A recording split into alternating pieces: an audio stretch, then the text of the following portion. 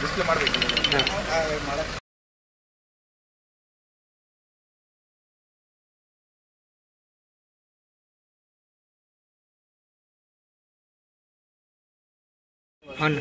ನೋಡೋಣ ನೀ ಎಷ್ಟು ಹೇಳಿದೆ ಅಷ್ಟು ಮಾಡಿ.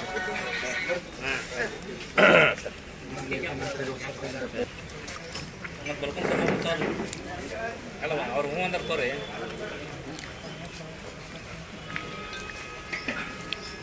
ಏನೇನಿಲ್ಲ ಈಗ ಮುಂದೆ ಬಾಕ್ ಹಚ್ಚಿರ ಇಟ್ಲಿ ಅದ ಓಕೆನಾದ್ರಲ್ಲ ನೀವು ಅಂದ್ರೆ. ಇತ್ತೀಚೆಗೆ ಬಿಜಾಪುರ ಡಿಸ್ಟ್ರಿಕ್ಟಲ್ಲಿ, ವಿಜಯಪುರ ಜಿಲ್ಲೆಯಲ್ಲಿ ಮತ್ತು ವಿಜಯಪುರ ನಗರದಲ್ಲಿ ಕೆಲವು ಕಳ್ಳತನ ಪ್ರಕರಣಗಳು ರಿಪೋರ್ಟ್ ಆಗಿವೆ. ಅಂದರೆ ಹೌಸ್ ಬ್ರೇಕಿಂಗ್ ಥೆಫ್ಟ್ ನಾವೇನು ಹೇಳ್ತೀವಿ, ಮನೆಗೆ ಹೋಗಿ ಮನೆ ಕಳ್ಳತನ ರಾತ್ರಿ ಸಮಯದಲ್ಲಿ ಮಾಡುವುದು, ಹಗಲಲ್ಲಿ ಮಾಡುವುದು, ಬೇರೆ ಬೇರೆ ರೀತಿಯ ಪ್ರಕರಣಗಳು ದಾಖಲಾಗಿವೆ. ಈ ಎಲ್ಲ ಕಳ್ಳತನ ಪ್ರಕರಣವನ್ನು HBT ಕೇಸಸನ್ನು ತಡೆಗಟ್ಟಲಿಕ್ಕೆ ನಾವು ಒಂದು ವಿಶೇಷವಾಗಿ ಕೆಲವು ಪ್ರಯತ್ನವನ್ನು ಮಾಡ್ತಾ ಇದ್ದೀವಿ. ಅಂದರೆ ರಾತ್ರಿ ಹೊತ್ತಿಗೆ ಚೆಕ್ ಪಾಯಿಂಟ್ ತೆರೆದು ಅಲ್ಲಿ ನಾಕಾಬಂದಿ ಮಾಡಿ ಸಂಶಯಾಸ್ಪದ ರೀತಿ ತಿರುಗಾಡ್ತಿರುವಂಥ ವ್ಯಕ್ತಿಗಳನ್ನು ಚೆಕ್ ಮಾಡಿ ಅವರ ಮೇಲೆ ಏನೋ ಸಂಶಯಾಸ್ಪದ ಇದ್ದರೆ ಮುಂದಿನ ವಿಚಾರಣೆ ಮಾಡಿ ನಮ್ಮಲ್ಲಿ ರೆಕಾರ್ಡಲ್ಲಿ ಸಿಕ್ಕಿದ್ದಲ್ಲಿ ಅಂಥವರಿಗೆ ಸಹ ನಾವು ಚೆಕ್ ಮಾಡ್ತೀವಿ. ಫಿಂಗರ್ ಪ್ರಿಂಟ್ ಸ್ಕ್ಯಾನ್ ಎಲ್ಲ ರಾತ್ರಿ ಹೊತ್ತಿಗೆ ನಡೀತಾ ಇದೆ. ಇದೇ ಫಲವಾಗಿ ನಾವು ನಿನ್ನೆ 10ನೇ ತಾರೀಕು ಒಂದು ರಾತ್ರಿ ಚೆಕ್ ಮಾಡ್ತಿರುವಾಗ ಸಂಶಯಾಸ್ಪದ ರೀತಿಯಲ್ಲಿ ಇರುವಂಥ ಒಬ್ಬ ವ್ಯಕ್ತಿ ರವಿ ಬಾಕ್ಲಿ ಇವನನ್ನು ವಶಕ್ಕೆ ಪಡೆದಿದ್ದೀವಿ. ಮತ್ತು ವಿಚಾರಣೆ ಮಾಡಿದ ನಂತರ ಇವನು ಕಳ್ಳತನದಲ್ಲಿ ತೊಡಗಿಸ್ಕೊಂಡಿರುವನು ಮತ್ತು ಬೇರೆ ಬೇರೆ ಅಪರಾಧಗಳಲ್ಲಿರುವವನು ಗೊತ್ತಾಗಿದೆ. ಮತ್ತು ಅವನಿಂದ ಇನ್ನೊಬ್ಬ ಆರೋಪಿ ರಾಜು ಹೊಸ್ಮನಿ ಇವನಿಗೆ ಸಹ ನಾವು ದಸ್ತಗಿರಿ ಮಾಡಿದ್ದೀವಿ. ಇಬ್ಬರಿಂದ ಒಟ್ಟು 9 ಕೇಸಸನ್ನು ಡಿಟೆಕ್ಟ್ ಮಾಡೋದರಲ್ಲಿ ನಾವು ಯಶಸ್ವಿಯಾಗಿರ್ತೀವಿ. ಅದು 9 ಕೇಸಸ್. ಅದರಲ್ಲಿ ಬಸವರಾಜ್ ಅವನ ಕಡೆಯಿಂದ 57.5 ಗ್ರಾಮ್ ಬಂಗಾರದ ಆಭರಣಗಳನ್ನು ಜಪ್ತಿ ಮಾಡಲಾಗಿದೆ. ಮತ್ತು ರಾಜು ಹೊಸ್ಮನಿ ಮತ್ತು ಇಬ್ಬರು ಸೇರಿ ಒಟ್ಟು 666 ಗ್ರಾಮ್ ಬಂಗಾರದ ಆಭರಣಗಳು ಮತ್ತು 190 ಗ್ರಾಮ್ ಬೆಳ್ಳಿ ಆಭರಣಗಳು, 21,000 ರೊಕ್ಕ ಹಣ, ಒಟ್ಟು ಸೇರಿ 42,30,000 ಅಷ್ಟು ಬೆಳೆ ಬಾಳುವ ಸ್ವತ್ತುಗಳನ್ನು ವಶಪಡಿಸುವುದರಲ್ಲಿ ನಮ್ಮವರು ಪೊಲೀಸ್ ಗೋಲ್ಗುಂಬಜ್ ಚಾರ್ಲಿ ನೇತೃತ್ವದಲ್ಲಿ, ಗೋಲ್ಗುಂಬಜ್ ಸರ್ಕಲ್ ಇನ್ಸ್ಪೆಕ್ಟರ್ ನೇತೃತ್ವದಲ್ಲಿ ಇರುವಂಥ ತಂಡ ಯಶಸ್ವಿಯಾಗಿರ್ತಾರೆ. ಇದರಲ್ಲಿ ಬಹಳ ಒಳ್ಳೆಯ ಕೆಲಸ ಮಾಡಿದ್ದಾರೆ. ವಿಶೇಷವಾಗಿ ಅವರಲ್ಲಿರುವಂಥ PSI ಆದರ್ಶನಗಲಿರುವಂಥ ಜ್ಯೋತಿ ಇವರು ಸಹ ತುಂಬ ಇಂಟ್ರೆಸ್ಟ್ ತೊಗೊಂಡು ಮಾಡಿದ್ದಾರೆ. ಅವರಿಗೆ ಸಹ ಶ್ಲಾಘಿಸುತ್ತೇನೆ. ಮತ್ತು ಎಲ್ಲ ಸಿಬ್ಬಂದಿಗಳು ಒಳ್ಳೆಯ ರೀತಿಯಲ್ಲಿ ಕೆಲಸವನ್ನು ನಿರ್ವಹಿಸಿದ್ದಾರೆ.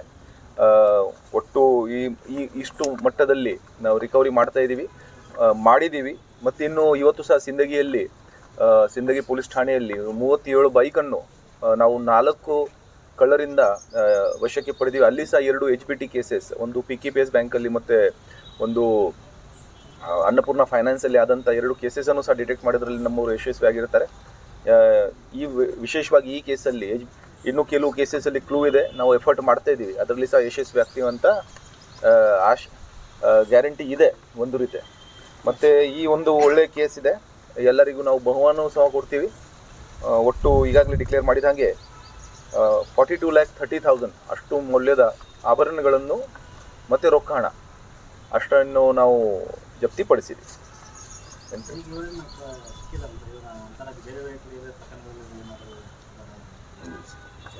ನೋಡಿರಿ, ಇದರಲ್ಲಿ ಈಗಾಗಲೇ ಈ ಸದ್ಯಕ್ಕೆ 9 ಕೇಸಸ್ ನಾನು ಹೇಳಿದಾಗೆ ಅಷ್ಟು ಕೇಸಸ್ ನಮಗೆ ಗೊತ್ತಾಗಿದೆ. ಇನ್ನೂ ಇದ್ದಲ್ಲಿ ಅದನ್ನು ಸಹ ನಾವು ವಿಚಾರಣೆ ಮಾಡ್ತೀವಿ. ಇಲ್ಲ, ಮೊನ್ನೆ ನಾನು ಈಗಾಗಲೇ ಹೇಳಿದ ಹಾಗೆ ನಾವು ಮೊನ್ನೆ ಸಹ ಒಂದು ಏಕತಾ ನಗರಲ್ಲಿ ಸಹ ಒಂದು HBT ಆಗಿದೆ. ಅದಕ್ಕಿಂತ ಮುಂಚೆ ಸೇನಾನಗರಲ್ಲಿ ಒಂದು HBT ಆಗಿತ್ತು. ನೀವೇನು ಚಡ್ಡಿ ಗ್ಯಾಂಗ್ ಹೇಳ್ತೀರಿ, ಅದು ಒಂದು HBT ಆಗಿದೆ.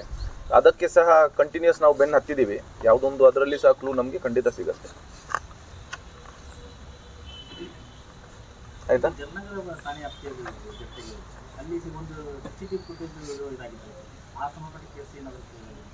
ಇಲ್ಲ, ಅದು ಈ ಕೇಸ್ ಅದಕ್ಕೆ ಇದಕ್ಕೇನು ಸಂಬಂಧ ಇಲ್ಲ.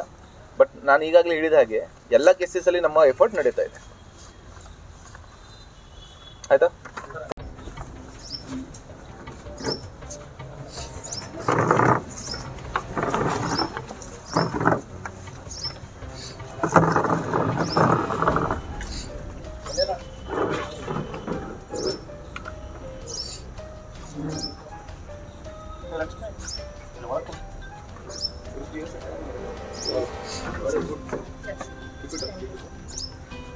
ಈಗ ಹೆಲ್ದಿ ಕಾಂಪಿಟೇಷನ್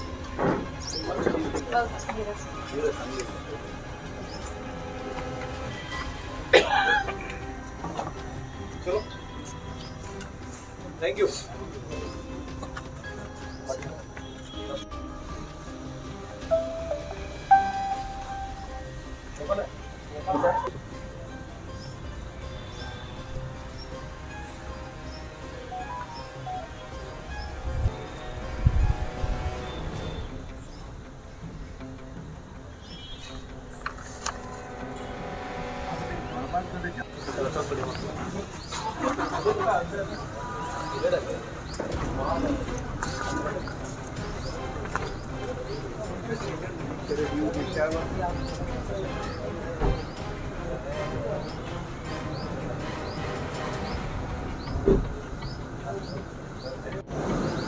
ಹಿಂಗೆ ಹೋಗ್ಬಿಡು.